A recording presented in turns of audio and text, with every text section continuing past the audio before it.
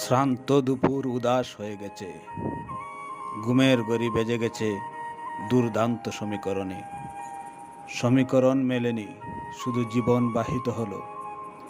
এ যেন শ্রেষ্ঠ যৌবনের নষ্ট খেলা, হেলাফেলা ছাড়াই করা নজর ফাঁকি দিয়েছে গুদুলির রঙিন পশ্চিম প্রান্ত। যে প্রান্তে শেষ দায় মাথা নোয়ানোর কথা, অথচ নিগুড় সমীকরণে ঝুঁকে আছি আবেগের দিকে।